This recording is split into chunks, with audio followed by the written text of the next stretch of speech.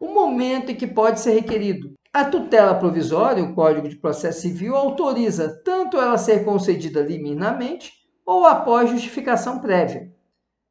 O que acontece é que a justificação prévia, embora prevista, ela deve se valer apenas naquelas situações em que a prova testemunhal é que vai viabilizar o pedido de tutela. E para isso a parte tem que requerer e dizer que ela quer fazer a prova dessa tutela de urgência através de prova testemunhal e pedir a justificação prévia. Porque se ele não faz esse requerimento, o juiz ele vai simplesmente indeferir a tutela porque não tem os elementos, a probabilidade do direito não restou demonstrada. Lembrando que na justificação prévia, a prova produzida na justificação prévia não equivale à prova produzida no curso do processo. No curso do processo, você pode arrolar outras testemunhas, ou até as mesmas, pode pedir reinquisição das testemunhas, porque elas foram ouvidas só para fins de tutela provisória. Então, não necessariamente você tem que ouvir outras testemunhas ou não pode reinquirir elas, porque a questão da justificação prévia ela é bem pontual, ela é só para o exame do pedido de tutela de urgência. Se a tutela é prestada liminarmente, o direito ao contraditório é postergado. Então, o que vai acontecer? O juiz ele concede a tutela provisória, a tutela de urgência, e somente depois é que o réu vai contestar a ação. Normalmente, ele já vai, quando for citado, ele já vai ser intimado, ou até mesmo antes de ser citado, ele já está sendo intimado para cumprir a tutela de urgência. Um dos pressupostos para essa concessão liminar da tutela de urgência é a probabilidade da parte ré vir a prejudicar essa tutela que está sendo postulada. Então, se a probabilidade da parte ré prejudicar a tutela, você concede a tutela liminarmente, independente de oitiva do réu. Agora, quando a parte ela postula tutela de evidência, já vimos que a tutela de evidência, lá no artigo 311, ela tem 4 hipóteses. Na hipótese dos incisos 2 e 3, é possível a concessão de liminar. No inciso 1º e inciso 4º, não. Por quê? Porque nesses casos depende do contraditório. Então, o juiz ele vai postergar essa decisão para o contraditório. Lembrando que a defesa inconsistente, ela é aquela defesa que, exercitada, não é suficiente para refutar os argumentos do autor. A defesa, então, será potencialmente consistente nas hipóteses do inciso 2º e 3º, o que traz o inciso 2º, quando o pedido estiver fundado em precedentes do STF, STJ ou de tribunais emanados em recursos repetitivos, ou então, no caso de súmulas vinculantes. Nesse caso, entende-se que a defesa ela é insubsistente. Por quê? Porque o pedido do autor está respaldado nessas decisões de tribunais superiores.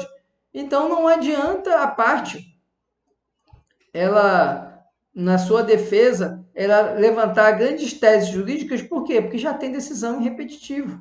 Como já tem decisão em repetitivo ou em súmula vinculante, ele já se presume que ele será derrotado. Por isso, a possibilidade da tutela de evidência. E o segundo, quando for pedido rei persecutório, em contrato de depósito. Nós já conversamos sobre essas duas hipóteses. Competência. A competência para a tutela provisória está delineada no artigo 299 do Código de Processo Civil. Então, ela será requerida ao juízo da causa e, quando antecedente, ao juízo competente para conhecer o pedido principal. Quando tivermos diante de uma ação originária, de competência originária, ou seja, aquelas ações cujo ingresso já se dá nos tribunais, ou no STF, ou no STJ, ou nos tribunais estaduais ou regionais federais, de acordo com a organização judiciária, de acordo com a lei que cria o STJ, a lei que criou o STF, a própria Constituição, eles têm ações originárias, ou seja, ações que são ajuizadas diretamente desses tribunais. Nesses casos, a competência para decidir uma tutela de urgência será do tribunal que tem a competência para julgar a ação originária. E veja, em razão da interinalidade, o pedido ele é sempre feito dentro do processo. Então, vai ser requerido ao juiz da causa. Não vai se abrir um incidente em apartado, autuado em apartado. Vai ser dentro daquele processo que você vai requerer a tutela de urgência ou a tutela de evidência. Lembrando que, no caso da tutela antecedente, vai haver um processo autônomo, é verdade, mas é um processo autônomo só ali no início, porque quando você ingressar com a principal vai ter que complementar aquele processo. Então, aquele processo autônomo ele vai ser transformado num processo principal. Então, embora inicialmente essa tutela antecedente ela esteja ali de modo singular num processo autônomo, conforme o andamento do processo, essa tutela antecedente, esse processo que traz a tutela antecedente, ele vai ser transformado num processo único, em que aí sim você vai ter pedidos principais que não estavam ali acompanhando o pedido da tutela de urgência antecedente. E, independente disso, a competência não vai variar.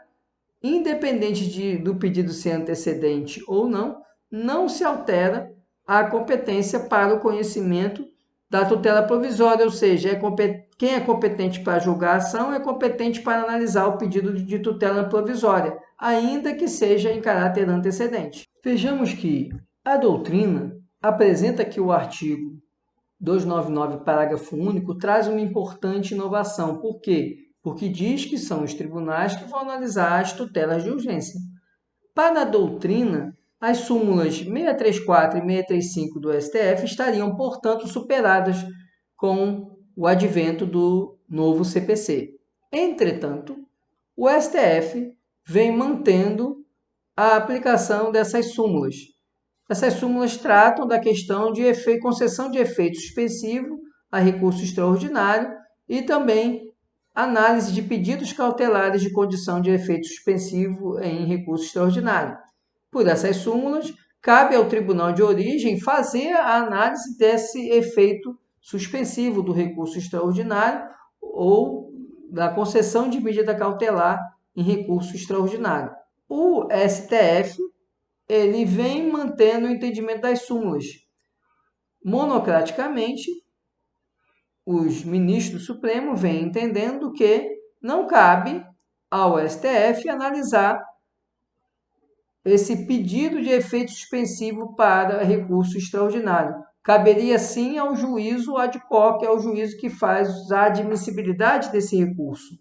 Então, caberia ao tribunal que recebe o recurso extraordinário, caso haja requerimento, decidir sobre a concessão ou não de seu efeito suspensivo a esse recurso extraordinário.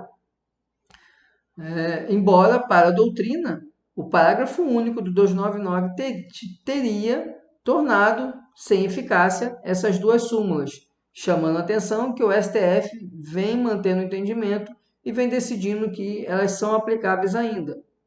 Então, para a doutrina, quem teria competência para analisar eventual recurso, nem sede recursal, analisar a concessão ou não dessa tutela provisória seria aquele mesmo que tem a competência para julgar o mérito do recurso.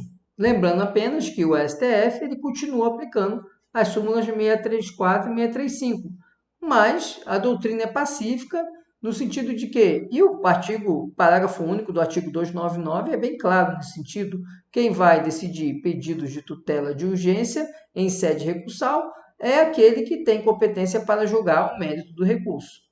Então, como regra, o pedido da tutela antecipada em sede recursal deve ser feito ao juízo que vai analisar o mérito do recurso, que vai prover ou desprover o recurso.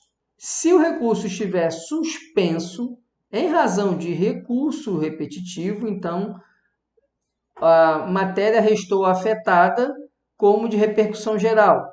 Como ela foi afetada de repercussão geral, houve a determinação da suspensão de todos os recursos que tratavam daquele tema.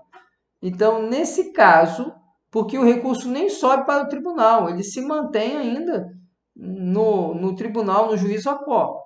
Então, caberá ao tribunal onde está o recurso, que nem foi remetido para a instância superior, analisar o pedido de tutela. Por quê? porque o tribunal nem subiu, o recurso nem subiu para o Tribunal Superior. O recurso continua ainda no segundo grau. Então, caberá ao segundo grau decidir sobre esse pedido de tutela provisória, ainda que pendente de análise o recurso especial, o recurso extraordinário, porque ficou pendente de análise em razão de afetação da matéria em recurso repetitivo e suspensão da tramitação dos recursos.